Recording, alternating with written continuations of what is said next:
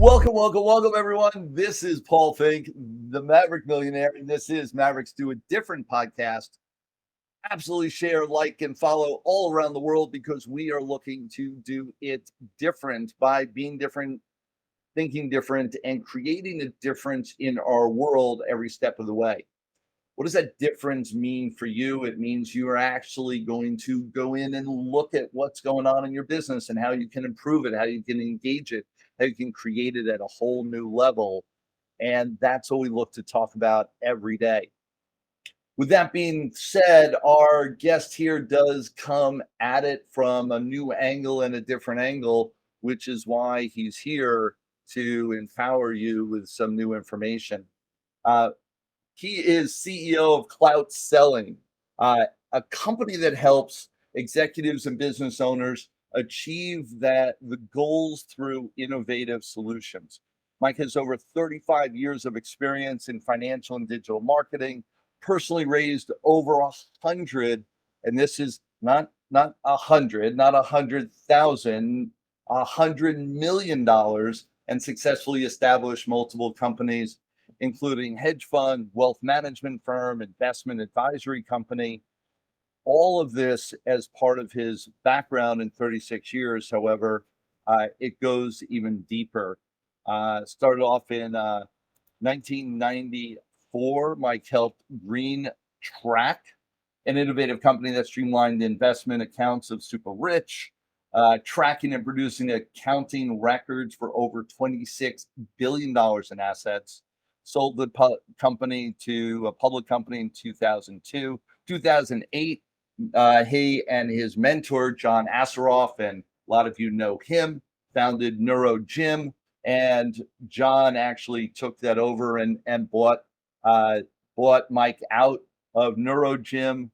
Then in 2012, he was chosen as the top Infusionsoft Internet Marketer of the Year. 4 out of 400 global companies that were up for that nomination. And 2016, he founded, and this is where it gets real, the Client Engagement Academy, a company that is revolutionizing the online education industry with completion rates of 40 to 80% in the industry, which is typically only 3 to 12 of paying learners in finishing their courses, actually finishing, actually accomplishing, actually doing. And this is where my engagement of Mike started. Is I got involved with him with the Client Engagement Academy. So yes, I'm a client of Mike's and proud of it with everything that he's been working with us. And then he founded in 2020 Clout Selling, which has generated over, and get this, 310 million views for their clients on LinkedIn and converted them into sales through their program. Please welcome to the stage, if you will, Mike Weiss. Such a pleasure to have you here, CEO of Clout Selling. And with all that you do, tell us, what's your journey been like outside of what I just read as all the great stats? Well, Paul, thank you for having me on. Thanks to everyone that's watching. We do business together, but I consider you also a friend. And, because we have also our client mastermind and meeting on the Thursdays, a mentor as well. We all learn from each other. So thanks for having me. You read off a lot of stuff and, it seems like a lot of stuff, but I've been around for a long time. I started in 87. So it's been a series of journeys. You and I think we must be the same age, because I've been 36 years right out of college, went into that entrepreneurial space. Yeah. And so the same journey, and everyone looks at our resumes going, wow. And then we're like, we've just been around a while, right? Yeah. So it's a long time. I laugh. I laugh at the first version of myself. It was embarrassing because I matured very late in life, which is a gift now because I look young for my age. But I had a higher pitched voice. So when I was just in training doing 350 cold calls a day, like 10% of the time they would be like, "And what's your name, ma'am?" And it was it was disheartening, but you have to push through. Um, so yeah, there have been a lot of you know um, mostly good stories, but some things that were just the best way to look at it is some things that were just outright bad and wrong. And at the time when it happens, a lot of times it's easy to go into the, oh, shit, why me? But if you are able to understand that, everything is happening for a reason, the reason post the emotional state of that, usually reveals itself. And so I've been led, down a bunch of these paths, some by, proactive choice and some by like, all right, I just, can't take it anymore. Um, and I'm sure most everyone in business, bad business partnerships are like marriages. Marriages end up 50% in divorce. That's a tough stats. Um, and business partnerships are probably more than that end up in divorce. So that's problematic. Most people are like to be and build things in community. So we do like to take on, partners. Um, but there's no school of a partnership that, teaches you the number one value of partnership, which is communication. Uh, so it's been great. It's been fun. Um, Made a lot of money, lost a lot of money, did a lot of. Anybody that's been an entrepreneur for a long period of time as one experienced partnerships that were not what they thought they were. Let's just put it that way. Two is that they've experienced that up, down, and sideways, which is part of that entrepreneurial journey. And the ones who do it right have a guiding light to a future, to where they're going. They're aiming towards that lighthouse, if you will. What motivates you? What's motivated you on this journey? Well, in the beginning, I would say my pre-consciousness states. What motivated me was just being competitive and money, and I hit all my money targets early. Right. I made a lot of money on Wall Street, and I busted my ass. It's not nothing came easy. I'm a big fan of Gary Vaynerchuk. Um, Gary Vaynerchuk is the reason why I built the LinkedIn agency. Um, he comes from an immigrant family, and his dad busted his ass, and Gary Vaynerchuk busts his ass. And then I see a lot of people out there that are sort of the the opposite argument that no, you don't need to bust your ass to make it and be successful. And the 4-hour work week is I mean, it's great. It's not literal. It's great because it shows you how to create leverage. But in my world, and I haven't figured it out, if I don't really bust ass, I'm not accomplishing a lot I, fast. I will say, and this may be controversial out there, however, when you analyze Tim Ferriss, who's the author of Yeah, 4 Hour Work Week, yeah, yeah. he's not working only 4 hours a week. So, when he was launching the book and I was watching his promotions, I was like, just going on one of those talk shows was 4 hours because of the travel there, the prep time, getting on, the coordination of it. That was more than 4 hours right there. It So used up his 4 hours for the week. Yeah. for that 1 hour, 20 minutes on the air. And so you go, all right, so that's BS. The Yeah. one thing you want to learn from Tim Ferriss is how to market. That was Yeah. that was a good lesson. And the understanding of leverage, like you said, it's not a literal 4 hours. Yeah. Yeah. So, it's so that first part was just really by sheer will and busting ass. I was a good salesman. I wasn't the best. So, you're in a room. I was in the World Financial Center and down on Wall Street, down by the pier, right across the street from the Twin Towers. Yep. And it was the largest brokerage floor in the world. It was the size of a football field with all these brokers. And back in that day, it was mostly all guys. There were women that were like assistants, and I mean, there were women there. But it was like a dogfight in there. And, not being the most gifted salesperson, because there were people that would spend less time and open more accounts per month, then you have to figure out, okay, well, how can I still be the best? And if it's a numbers game, and that person's gifted and they're getting 10 accounts a month because they only have to open 2 leads per day, and you need to open 3 leads per day, then you just need to reverse engineer and figure out, okay, if they're leaving at 5, I'm working till 7, and I'm working every Saturday for the first year. Yeah. So Yeah. that was all grit, and it was money driven. And then September 11th, I lost a lot of friends. I went to like 12 funerals. I lost one of my really good friends, Matt O'Mahony, and Matt Wall, Glenn Wall. Like, two of those guys I was very close with, and other guys I knew around that circle, and also some other folks as well.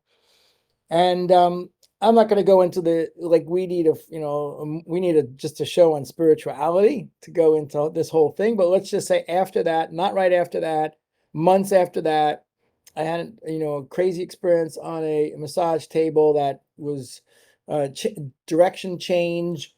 I begged the guy for some books. He gave me some books, and I just started reading about,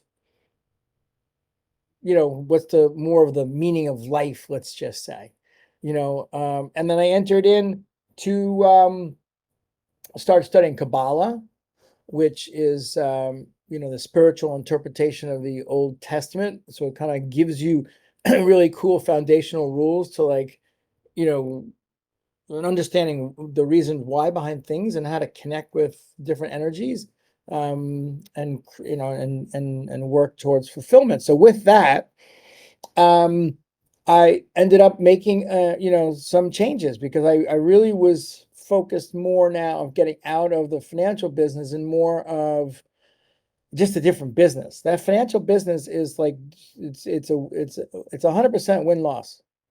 And even when you win, you don't even get accolades from your clients because you just expect it to win. So it's a tough business. And they're your competition all at the same time. And so then they're jealous of you and want to tear you down all at the same time. And they're like, yeah, that's so great. Congratulations. And all that goes on. I also cut my teeth cold calling in Midtown Manhattan in the medical field, high level, high competition, high pressure type component. And I was straight commission. Yeah. And so, or building my own distribution company. So really understand that place. And at one point, everyone that I know that has created sustainable success has gone through that, the awakening, if you will, and the realization that there's that. And so many people, they come to the place of it's an either or.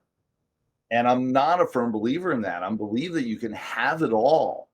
It's just you've got to understand that there needs to be a focus of it all, and Yeah. not just the focus in one category.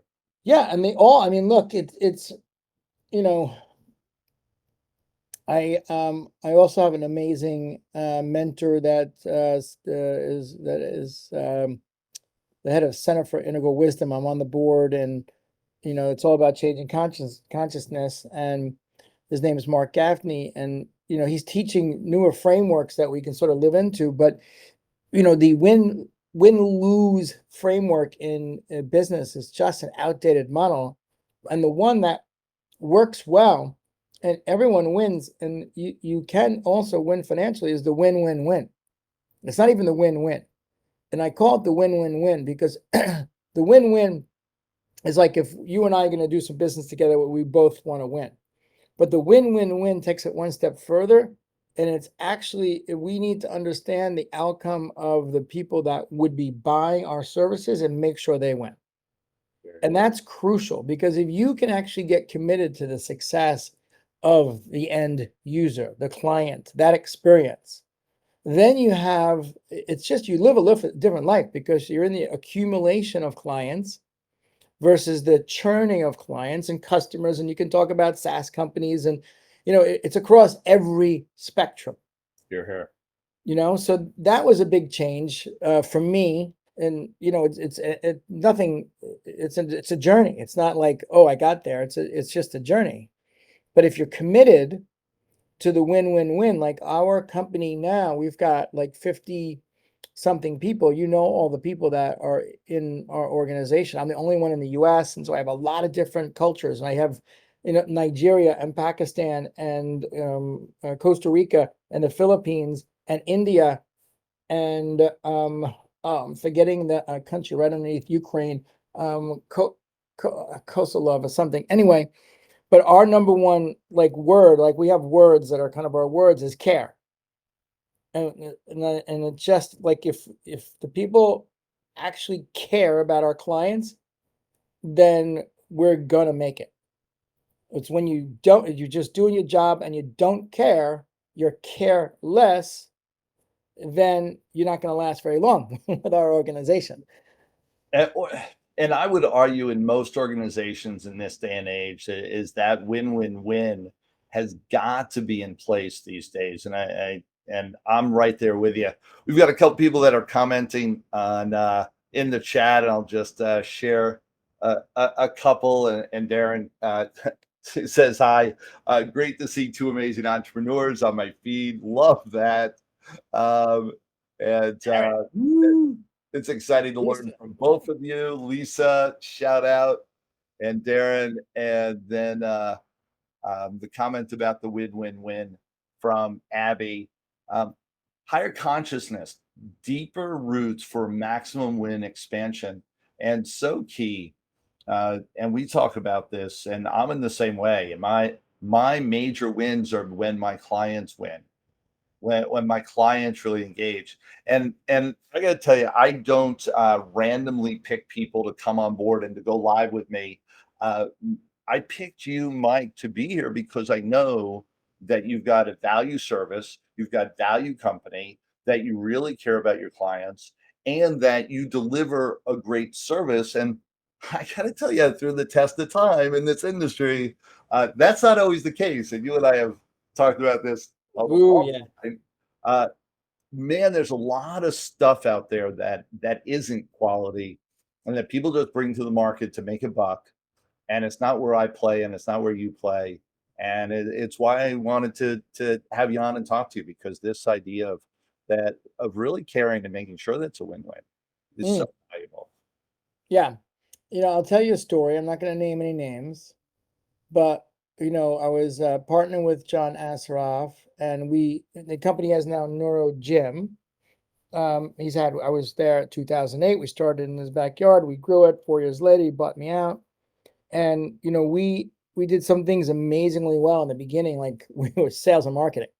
But we had a problem in the beginning with um, the the percentage of people that were buying it or finishing the coursework, and it really pissed us both off a lot. And it was early though. It was like 2010, 11, 12. Online education, tech was not there. The online university was still trying to figure it out. So we tried to figure it out with tech stuff then, but we just hired more humans, and we created like this customer wow team to, just get humans on to make sure that people sort of went and got through. And anyway, I got bought out and I went back to digital marketing, and then the CTO who got bought out wrote some software, and then his solution's a software solution. I took that and I looked at the global space for online education. And this is a perfect example. The data is only 3 to 12% of the people finish courses that they pay for online. That means 88 to 97% of the people are failing, like literally are paying money and not even finishing. And that wasn't okay when I was partnering with John. I was just like, it's just so broken. So whatever, I created a tech stack, and, we get 40 to 80% completion rates. And as it turns out, even like today, fast forward to today, it's not, that part of my business has been overtaken by what we're doing on LinkedIn, which is very interesting. But I once, um, and so like digital marketer, Ryan Dice, all their certification programs, I designed and built and ran with them. And these are people that are conscious, and they really wanted to up level what they were doing to create better outcomes, because they had 40,000 people paying $40 a month in their membership, which was the digital marketing labs. Right. And it's great, but it's all little short stuff. They're like, we want to do something more impactful, and they cared. I literally sat with a guru, I'm not gonna name the name, and I was like, dude, you've got you have such a huge following, and your stuff is so good, but you're on like just a terrible platform, and like I don't even have to go do the homework to find out that you're in the 3 to 12% range. No question. I said, let me help you. And he literally said to me, he's like, look, Mike, I'm in the world of creating content, and then my job is to market and sell it. These are grown-up people, and if they take out the credit card to buy it, whether they get the results, that's their problem. So I understand what you're saying, and it sounds good, but I have no interest. And I just walked away. There's nothing I can say, because I don't even want to do business with someone like that, because they won't value what I do. They'll look at the 20 or 30 grand we charge to do all this, and just see it as an expense. They'll never understand that it's one of the greatest ROIs you could ever make. So I don't take clients like that at all, which is also a very good lesson for everyone listening. Yes. Life gets so much easier when you decide and you get to a place where you can understand a good client from a potential bad client, and don't take them. Oh my gosh. Yes, because it'll give you, there's the 80-20 rule, then that's the 20% that gives you 80% of the headaches. Worse. No clients. Right, worse. And it's yeah, so a couple of things that we've heard so far. One is great work ethic. Uh Absolutely put in the work to create the results. Two is that you can absolutely have both the personal, the spiritual, the contribution, the win-win-win, and have financial abundance, that it is possible to have all that. These are just the messages that I'm in complete congruence with you on. And then, of course, be choosy as to how you develop your life, because the people that you let into it, which is one of your clients or part of that, will either determine the greatness of your life or the lack thereof. Yeah. And it circles back to the initial thing they said about partners too. It's one of the things, it's the difference between knowledge and wisdom is that you get wisdom after you have enough experience to make the mistakes, to understand, from the knowledge, what works and what doesn't. So, and one of the most important things is just to really get good at, you're listening to your gut when it comes to people. And it's an innate thing that I have. I've always had it, but I literally never listened to it for the first from 20 to 35. I mean, I heard it and I was all ego, closed, it's not going to happen, not gonna, whatever it was, never listened to it. Yeah, I went through that same journey in those first 15 to 20 years. Was with blinders on, had an agenda, sell, sell, sell. And then I realized there was a whole new world, and part of it was I built a family and built children, and and all that good stuff, and that definitely created a new focus for me. Yeah. Yeah. With all, and so I want to make sure that we absolutely talk about what you do for people, because what you're doing now has been integral in what we're doing and our focus, and is helpful on multiple different levels. Tell us a little bit about what you do with LinkedIn and all that journey. Yeah. So what we do is we're a done for you LinkedIn content marketing agency. We help clients get more activity and more sales on LinkedIn. But that's what we do. What we really do is work with subject matter experts who can be pre-existing thought leaders like you. You got like 8,000 books and you've been doing this. You're like a pro. But we also take people that have subject matter experts for 10 or 20 years, that haven't like broke out yet. And the interesting thing about LinkedIn and the methodology of what we do is that we're able to take someone, and even if it's someone that has thought leadership in other, say, verticals, like on TV, we have some clients that are on TV, or on they're tremendous at email marketing. These are all different vertical channels, or Facebook or Instagram. It's very rare that I ever end up in a conversation that is just someone that's really mastered LinkedIn. And it's its own channel. And the beautiful thing about LinkedIn is that whether it doesn't matter if you've got it figured out anywhere else or you don't, like we've got the ability to work with you. And the breakdown is one, really understand your ideal customer. And this is crucial. I do it a little differently. There's a lot of very smart people that go through the whole process. Your customer hangs out and reads these magazines and this blogs and all that kind of stuff. But that's not, that's not how I do it. I actually work with the customer. Now we're using live chat GPT on the consultative sales call. First call. And we really need to understand the person that's buying your shit.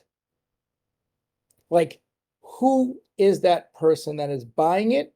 And more importantly, where are they completely stuck, or what do they want to accelerate? Because if you think about most services, you're buying something because I want to get better, or I want to buy something to accelerate. That's what, software as a service, SaaS, right? I'm addicted to new technology. But every time I see something, I'm like, wow, that's going to help me do something better. Right? So every SaaS is in that realm. It's something that's going to do something better. So you better really understand that who your buyer is, and like what's screwed up or not effective or efficient, and be able to explain what their world looks like in that realm. Because if you started a SaaS company, like you are the entrepreneur, the idea keeps you awake at night, so much so that you've rerouted your entire life. You raised money. You're probably working hard. Your personal money's in it. You've gotten friends and family money. Like, you are totally freaking committed. It's not for like some light idea. Right. It's like there's something there you believe in that's big. So you got to be able to understand who stuck, why are they stuck, how are they not optimized, and then, okay, what does that feel like? And then be able to communicate from that perspective. Oh, here's the things that can help you get there. And by the way, the last thing you talk about is like, oh, and this is some of the things that we do that can help you. It's not about, you're not selling, like what you sell and what I sell is not what you should be talking about. You should be talking about the transformation. Yes. We're in the business of creating a transformation from here, wherever it is, to here, right? Right. So people don't think, oh, and I'm a tech company, that like any of this applies, but it totally applies. And of course, if you're a service-based company like us, attorneys and lawyers and accountants and CFO, part-time CFOs or leadership or anything like that, then of course it applies. So that's the one big thing, is really getting clear on that. And then we have The clarity, and to pause there, the understanding that we are in a position to solve challenges, to bring a solution to their pain. And that's really key. And so to talk about one of the biggest challenges that people have is that either they don't know where their pain's coming from, so they just kind of ache, but they've never identified it, or they believe that even if they did identify it, there's no solution to it. You're just meant to live in pain for the rest of your life. yeah. To really bring it down to the core. And so our job, and a lot of people that are listening to this, their job is to identify what it is that the pain is that your client is feeling, and then to tell them they don't have to feel that way for the rest of their life, that there is a solution out there. Come over here, let me show you. Yeah. Yeah. I mean, what you're saying is 100% true. And people try to like sell a solution and just go over the top of somebody. And, I think Grant Cardone is great because, how can you argue what he built? But I'm just not a fan of any of the sales methodology that he teaches because it's from 25 years ago. Like, it's not like you can't say, like, in a discussion with someone and they can't make a decision and say who wears the pants in the family anymore. Like this, this type of high pressured sales tactics, trying to get objection solved. So you're boxing someone in. So you're trying to pressure them to say yes. That to me that's an outdated model. We're talking about outdated models. The win-lose model, that's win-lose framework. I win, you lose, I get the sale. Yeah. That's So yeah. describe the alternative. And we tapped on it, of course, with the win-win-win. Only what's the alternative approach with what and how you approach your prospects? I think Yeah, I see a lot of it today out there by a lot of people teaching sales training, and I'm happy about it. One of my really dear friends, Paul Vitti, that I met in New York City 30 years ago, and he's like a brother and a mentor. He was lucky enough not lucky enough. I mean, he came out of college and he said, I'm going to Xerox's sales training program. It's the number one sales training program of any organization globally. Like, it wasn't lucky. He went there because he knew it. And they had. I mean, it's kind of ironic that like the Xerox machine is like, it's not around anymore because everything is digital. But anyway, they had invented a methodology. It's called spin selling, and there are books. So I happened to come upon this early on because of him. And once again, I'm not, I'm more of I'm a I'm a decent sales guy. I'm not a great sales guy. There's people that really have, the gift that all the words always come out perfect and they know exactly when to say what, when. I'm not like that. So, to me, I have to like really, practice and get into that. So one was that, and I'll go into what that's been selling. It's a consultative sales approach, but equally as important in my career was a guy by the name of Bill Good, who's still alive, I think. And I hope. And he was the number one sales trader to financial reps back in 87 and 90. And this is before the internet. And he taught everyone the value of drip marketing. It's really direct mail, get a qualified lead, send him one piece of mail, your color photo in the corner every month with a few paragraphs about the market. It really doesn't matter what you say, as long as your color photo is there and you send it until either they turn into a jerk or die. And I mean, this is drip marketing. The idea is that you just want to own front of mind because when something changes, a no now is just a no now. It's not a no forever. And when something changes, you just want to be the person to like, I've been getting your things for 3 years and I just left my company. I have a 401k there that I want to turn into an IRA. Like, what the hell do I do? And thanks for sending me, 9 million letters. That's it. Like, so let's just break those two things down. So one, and talk about spin so that they understand what that is. spin.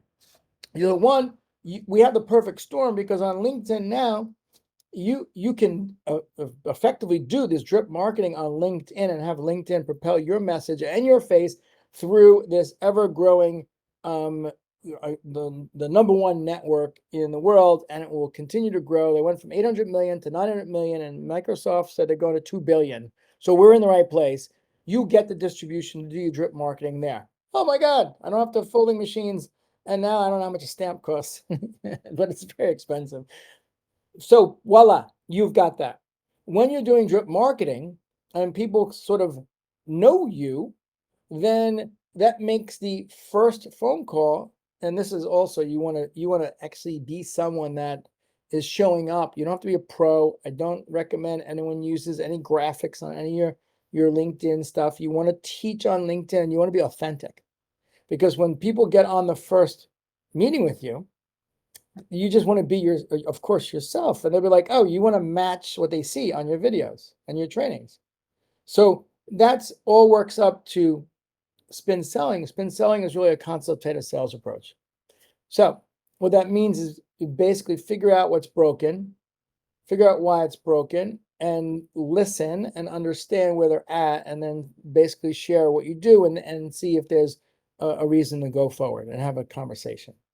The thing I don't like about spin selling, some of the newer trainings that are out there, is they're like robots, and they have a formula, and like you've been on these sales calls and like, hey Paul, how you doing? Like what brought you on this call today? I wanted to check out your service. Oh, great. Like, what else have you checked? What else have you checked out? Oh, nothing. I just found you on the internet. Okay, great. And what kind of pain are you in right now? I'm like, well, I'm not really in pain because I wanted to see if I could do something better. So they completely missed it because they're just, Right. mechanical. And like, oh, you want to do something better. So you must be in a little bit of pain. Tell me about that pain. Oh, okay, great. And then how long have you been in that pain? Okay, great. And what's the impact of that pain? Great. And what's the impact emotionally? How does it affect you and your family and your financial situation? Okay, great. And if you projected that pain out for 5 or 10 years, what would your life look like then? They're just trained to like you stir up the emotions and really put people in a place of like pain so that they will be able to close the gap to the solution. And like that's manipulation. You know, so spin selling, get the original stuff from Xerox. They have workbooks. So you had me up to, I don't necessarily, well, in the way you framed it, it's manipulation because of intentionality. Oh yeah, because you don't actually care. Right. Because you can go through that same process and it not be manipulation. 100%. And I want people to hear like that differential, that there's definitely, oh, sometimes it's manipulation, sometimes it's not. It has nothing to do with the process. It's the intention of, do they just want to get you to take an action that has nothing to do with servicing you? And like I can be directive and even mean to somebody like in the gym to get them to do a few more rotations that'll build up what they wanted as far as their muscle tone or anything else. And that's not being manipulative. Correct. In that framework, the biggest challenge is that people get into this rut of doing the same thing every time, and they don't know how to really think on their feet or to customize it, paying attention to who's in front of them. Every whiteboard is a canvas that they're going to just paint the same picture on. You're 100% right. And particularly on LinkedIn, because if you're doing LinkedIn right, you're going to be getting, on with some pretty fantastic people. Yes. So like, Tell us some of the stats. And so for some people here, like that, oh man, I like my Instagram, or and so tell us the power of LinkedIn, because I found in talking to people that sometimes they discredit the power there, and not because they haven't played in that arena yet. yeah, so LinkedIn is for you if your customer is on LinkedIn and you're selling a product or service that's like, $5,000 to $5 million lifetime value of the customer. So let me break down. I don't want to throw that word in because some people know what that means. It doesn't mean that your first sale is $5,000. If you have a $300 a month software service and you keep someone for 10 months, that's $3,000. So so that's who LinkedIn is for. LinkedIn is not a place at all if you're selling inexpensive widgets and you think you're going to get volume on LinkedIn. Truthfully, what you should think about in terms of, okay, if will this make an impact in my business? If you can gather up, if you do LinkedIn properly, you should be able to get anywhere from 3 to 15 new sales a month. So that's great if those sales are meaningful, and it doesn't necessarily mean, again, that your first sale doesn't have to be your only sale. Relationships grow, they grow into other things. There's so much. If you combine that, think about that, that's a good number. Say it's even 5 a month, that's 60 new clients for the year, and you're fulfilling on the outcome for them. You're always going to have churn, But if you can keep adding, net 40 clients a year, and you have a business that's fulfilling on what you're supposed to be fulfilling, you'll be in great shape, because you're also going to get referrals. And, this is the more mature way to look at business versus I just want to get to six figures in a fast amount of time and do whatever it takes.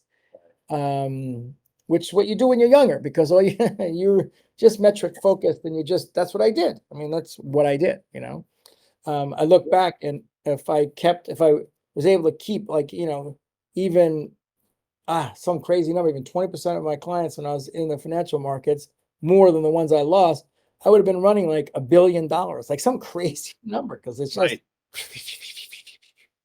If one of the things that I appreciate about all that you bring to the table is that you've systematized the framework of communication without scripting what what we say. And there's a slight differentiation of scripting it so that we all, like, we're engaging, and you teach us how to engage on LinkedIn so that we attract who's going to be perfect for us without making us all sound the same, which then would turn LinkedIn into a platform of can't, shouldn't be there. And with that, we've been able to play and customize and Yeah. create just a greatness of engagement that we then can all be playing together too, which you build a great community as well. And Yeah. really appreciate that. Talk a little bit about those two. Yeah. Well, it comes from, when I didn't know anything. Well, it's kind of funny, actually. I shouldn't say that. Yeah. I look back when I was on Wall Street. I worked on Wall Street. It was pretty cool. I was managing money. So I was basically, the clients were all getting the same transactions throughout the month. And I was partnering with a guy that was really amazing, one of the top money managers of all time.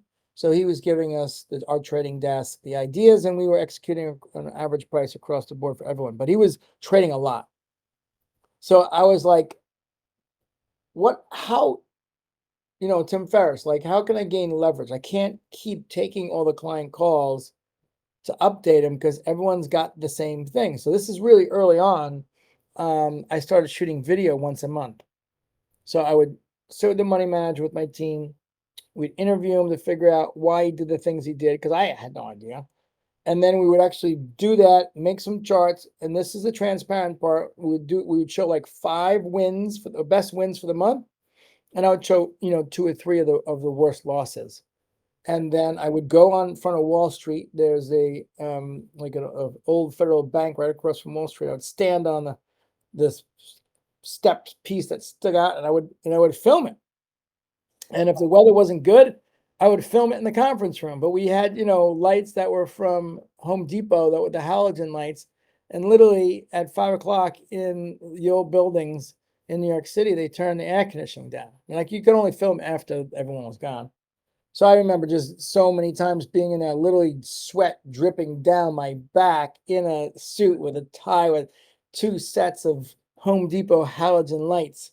And back then, no teleprompter or anything. We made a board out of cardboard like this that was big. And then we cut a hole in the middle where the lens went and taped it, because I couldn't remember all these stocks and names and things. Oh, you're But bringing me right back to my olden days too. right? No question. Yeah. So then I met John, and then I built the company with John, and John's like a freaking pro. John's been on Larry King like 8 times. We were doing all the shooting for the stuff in Brian Tracy's studio, like, 2-camera, 4K, like real videographer people there, Yep. set up and lights, and then after I started going back on my own, I did buy a teleprompter, and it just took so long to be good at it. And in fact, I abandoned it, because even when you're good at it, it's very difficult, and it does look always canned. You can see the eyes going back and forth. So part of what you asked and I'm sharing is that I feel it's ultra important to be able to have people have a few bullet points that they can focus on, and you can tape it to your camera or your laptop. You can tape it there because it's just bullet points, and then create a framework that people can learn, and the bullet points merely remind you of your talking points. So that's why I spent so much time trying to put together what we call PEXR squared, which is our framework. It's problem, empathy, cost of inaction, solution, results, and a rebound question. So this is like become second nature to everyone. You're walking your dog in the morning, you think about a client problem or challenge, like, oh, PEXR squared. Problem, empathy, cost of action, solution, results, rebound. And for that, if you're going to do 8 of them, which you need them for the month, you can shoot them in an hour, and then you can just make index cards with you. But you just have to say problem, empathy, you can work out what the cost of an action is, and then solution, bullets, three or four words. So that's what you're referring to. That's what we believe in. What's amazing is our clients like you and our other clients are so talented, many way more talented than me in front of video, and you make it your own. Now, why do we start with problem? And why should people start with problem? Because it's very tough to get people's attention in this world. And on every video, we have what we call drop-off rates. And this is something we worked on so hard with John. But no matter what you do, you're going to get like within the first 20% of a video, 50% drop-off. We did crazy bribes. Like, we're going to stay tuned on this training because at the end, we're going to give you like $5,000. Right. 50% drop-off. At the end, you go get to have dinner with John at the nicest restaurant in San Diego. 50% drop-off. So, I mean, I know it's the data. So will we lead with problem because either someone has the problem, which is ideal, or had the problem, or thinks they're going to have the problem. So you kind of lead with something that's very interesting and not only wishy-washy stuff up front. Yeah, definitely want to hook them. How long statistically do we have on LinkedIn, for instance, on it to hook them, to get them interested to stay? Well, I think it's the same data for like a web page. It's like you got, I don't know, it's like either 5 seconds to make an impression or 7 seconds. It's like, yeah. Yeah. And like 60% of the stuff's being consumed now on mobile. So, and then you can swipe, like maybe it's even faster than that because you don't have to click a mouse to start scrolling down. You can swipe pretty fast. So it's close to what, 3 to 5 seconds, At best. And Yeah. I think you're right. I think the stats that we're quoting are maybe even old now, considering how much things have moved and changed over even the last year, let alone the last 6 months. Yeah. And so keeping up with that, it's one of the reasons why I know for me as a company over the last several years, I've done a deep dive in social media, in video engagement, in creating that kind of connection with my audience because things are moving so fast. Unless you're actually grabbing, and when I say deep dive, I mean grabbing hold of great outsource material, support, collaborative work with people like yourself, because there's no way to do it yourself these days, and to be an independent solopreneur out there just doing the thing without support like from your company. I just don't find it even possible. You've got to get that team of people that really can be there for you, that you can do a deep dive and bring new information to your doorstep. Yeah. Look, you can buy more courses, but we know that's, for like our market, we service business owners, partners, C-suite, executives, busy people like you. Right. So look, it's fine to go take a course and learn, but our clients aren't going to do that. So that's Most people don't. Isn't that back to the course completion of Yeah. 3 to 12%? Yeah. Most people So- don't. Given that's their one. own capabilities, they don't do it. Yeah. The other person that I absolutely love, whom I'm happy to share the name on the internet, is Aaron Fletcher. So Aaron Fletcher, the Fletcher method, he cares.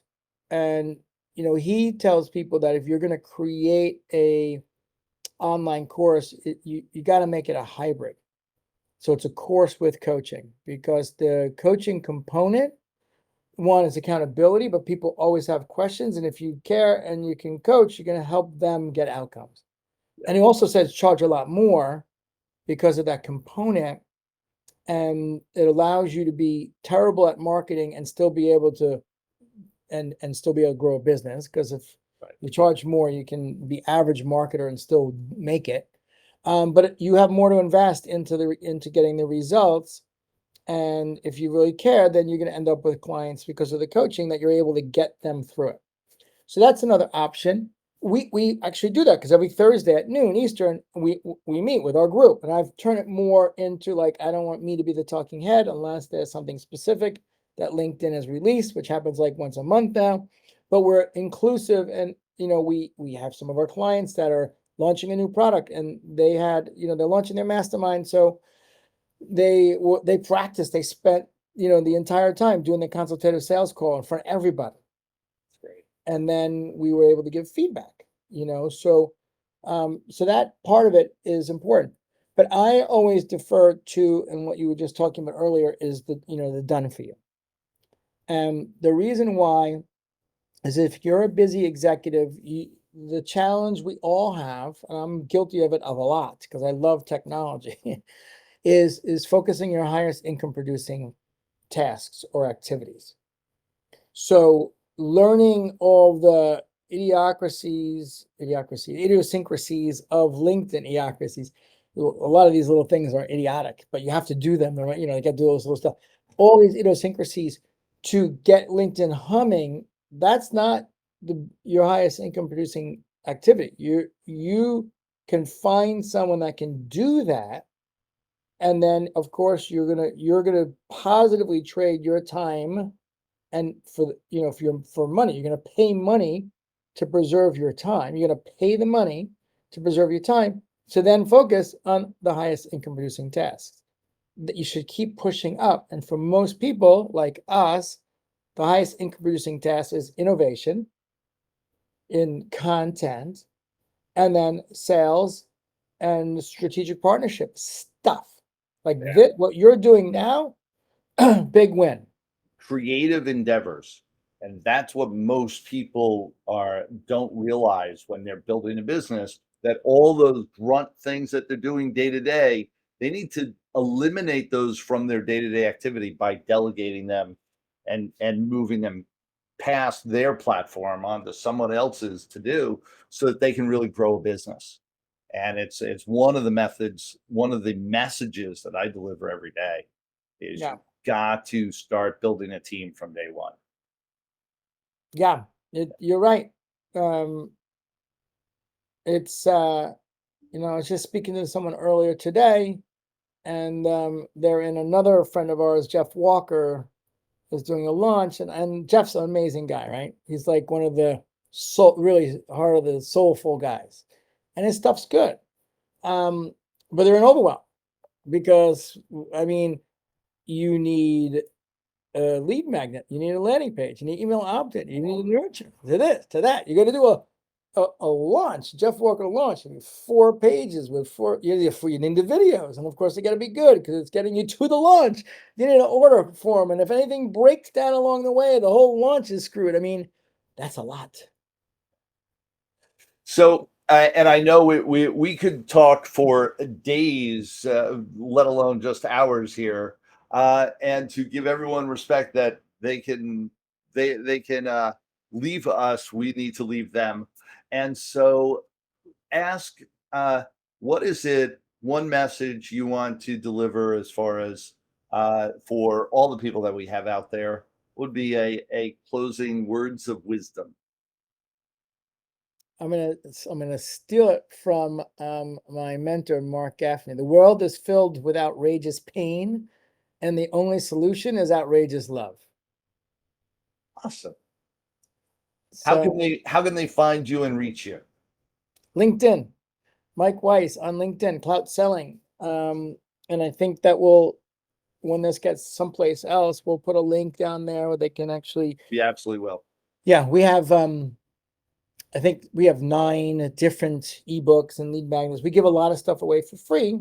So we'll Absolutely. And one of the things that I want all of you to get when you go and find Mike Weiss on LinkedIn, CEO Clout Selling, you'll find him easily, is that when you look at his page, you'll see how he lays it all out. That alone is a lesson worth looking at, because that how he doesn't have to give a URL here. He doesn't have to do anything else. He's got everything within a second of getting on his page. You'll be able to find it, click on it, and create magic with him. And that's part of the lesson right there. So absolutely, I encourage everyone, go find Mike Weiss, CEO of Clout Selling. We'll absolutely have your links, even past the message. We will still have a link in all the places that this will be throughout the podcast world and beyond on social media. So absolutely, just a pleasure hanging out and talking to you. And we talked about so much worthwhile components of how to live life, how to be an entrepreneur, how to sell, how to engage. Just a real pleasure talking to you, Mike, as always. Paul, thank you. It's been a lot of fun. I love these when I'm with the right people, and you are one of the right people. You're great. So thank you for everything that you do. I do appreciate that. For everyone here, this has been Mavericks Do It Different podcast. Thank you so much for being here with this. And continue to watch this episode, last episode, next week's episode. Share, like, follow, subscribe. Continue to be part of this journey, because we're getting the message out there. So many levels on how to live life to its greatest and how to keep building abundance for everyone in the world. And as Mike said, build it with love. Thank you so much, Mike. Real pleasure. Thank you. Thanks for being here today. As our gift to you, be sure to go to themaverickuniverse.com, where you can download your free copy of the Maverick Manifesto. Until next time, dare to be different. Dare to be a Maverick.